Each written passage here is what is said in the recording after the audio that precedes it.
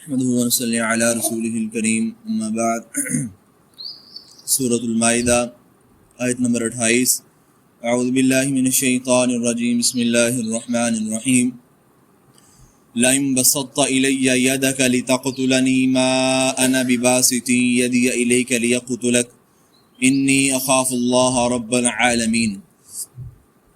سابقہ آیات میں یہ بات گزری تھی کہ حضرت آدم علیہ السلام کے دو بیٹے حابیل اور قابیل کا تذکرہ ہو رہا تھا۔ قابیل نے حابیل کو کہا کہ میں تجھے ضرور قتل کروں گا۔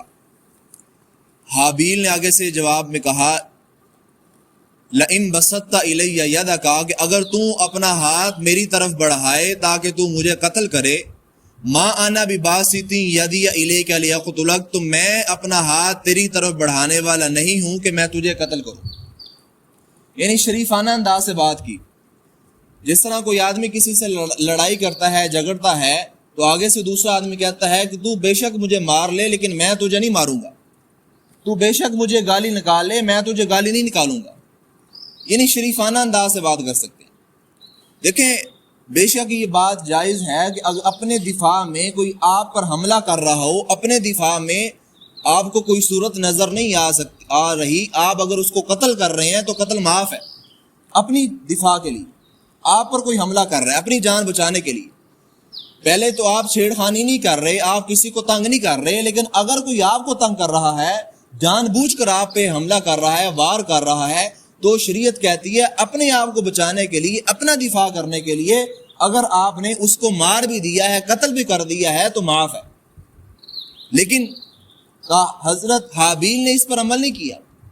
حضرت حابیل نے کہا کہ میں تجھے کچھ نہیں کہوں گا، میں تجھے قتل نہیں کروں گا اگر تو نے مجھے قتل کیا۔ آگے ارشاد فرمایا کہ انی اخاف اللہ رب العالمین، یقیناً میں اس بات سے ڈرتا ہوں، دو جہان والے رب سے ڈرتا ہوں۔ اور سب سے پہلے اس آیت پر حضرت عثمان غنی رضی اللہ تعالی عنہ نے عمل کیا کہ جب حضرت عثمان غنی کے گھر کا محاصرہ کیا گیا، ان کو قتل کی دھمکیاں دی گئیں، تو حضرت عثمان غنی خلیفۃ المسلمین تھے، اختیار رکھتے تھے، اپنی افواج کو منگوا کے ان کو کچل ڈالتے، ان پر حملہ کر سکتے تھے، سب کچھ کرنے پر قادر تھے، لیکن انہوں نے کہا کہ میری وجہ سے مدینہ کے کسی مسلمان کا خون نہ بہے، میری وجہ سے مدینہ کی کسی عورت کی عزت نہ اچھلے۔ اگر آج تلوار اٹھ گئی تو پھر تا قیامت تلوار اٹھتی رہے گی، اور سب کا گناہ، جتنے بھی قتل ہوں گے، جتنے خون بہیں گے، سب کا گناہ میرے کھاتے میں لکھا جاتا رہے گا۔ عثمان غنی رضی اللہ تعالی عنہ نے اپنی جان قربان کر دی، لیکن تلوار نہیں اٹھنے دی، کسی مسلمان کا خون نہیں بہنے دیا۔ اس آیت پر سب سے پہلے حضرت عثمان غنی رضی اللہ تعالی عنہ نے عمل کیا۔ جس طرح حابیل نے کہا تھا کہ میں تجھے کچھ نہیں کہوں گا، عثمان غنی رضی اللہ تعالی عنہ نے اس پر عمل کیا۔ آگے ارشاد فرمایا انی ارید ان تبوء باسمی و اسمک فتکون من اصحاب النار، یقیناً میں تو یہ ارادہ چاہتا ہوں کہ تم میرا اور اپنا گناہ اٹھائے اور تو جہنم والا میں ہو جائے، وذالک جزاء الظالمین، اور یہی ظالموں کی جزا ہے۔ یعنی حضرت حابیل نے کہا کہ میں اول تو یہ نہیں چاہتا کہ تو مجھے قتل کرے اور تو جہنم میں چلا جائے، اگر میں بھی تجھے قتل کروں گا تو مجھے بھی گناہ ہوگا جس وجہ سے میں جہنم میں چلا جاؤں گا۔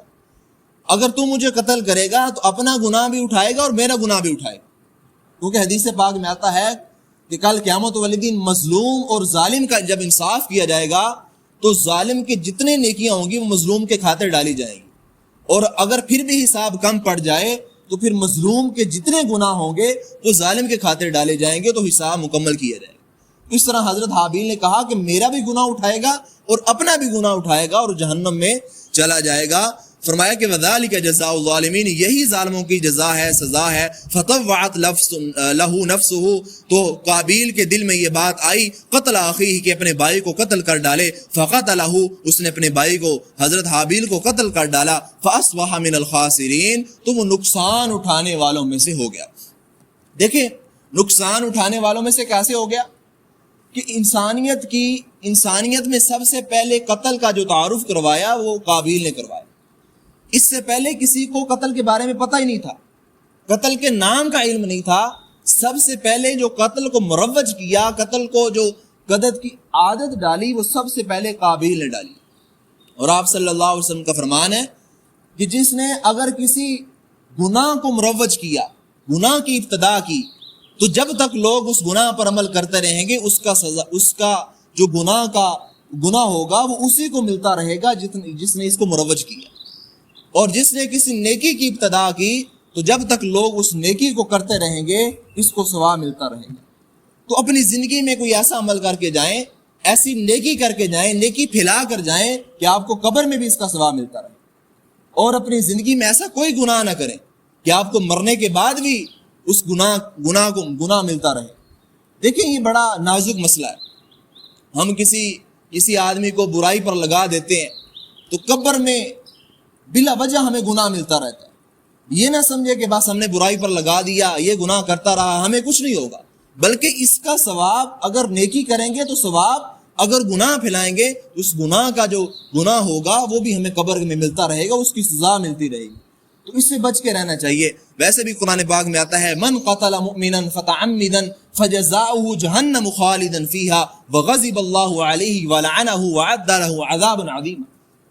جس شخص نے کسی مومن کو جان بوجھ کر قتل کیا، ختان اسے استثناء ہے، یعنی ایکسیڈنٹ کے ساتھ قتل ہو گیا یا کوئی اور صورت، یعنی جان بوجھ کر اگر کسی نے قتل کیا تو فرمایا فجزاؤه جہنم خالدا فيها، سب سے پہلی سزا اس کی یہ ہوگی کہ ہمیشہ کے لیے جہنم میں داخل کر دیا جائے. وغضب اللہ، اور دوسری سزا ہوگی کہ اللہ تعالیٰ اس پر ناراض ہوں گے، غصہ ہوں گے، اللہ غضبناک ہوں گے. ولعنہ، اور تیسری سزا ہوگی اللہ اس پر لعنت کریں گے. وعد له عذابا عظیما، اور چوتھی سزا ہوگی کہ اس کے لیے بڑا عذاب تیار کر رکھا ہے، جہنم کا عذاب اس کے لیے تیار کر رکھا ہے. دیکھیں اس آیت میں ایک جان بوجھ کر مومن کو قتل کرنے کا 4 سزائیں بیان کی گئی ہیں. اللہ تعالیٰ سے دعا ہے کہ اللہ تعالیٰ ہمیں اکثر سمجھنے کی، عمل کی توفیق عطا فرمائے. وما توفیقی الا باللہ، علیہ توکلت و الیہ انیب.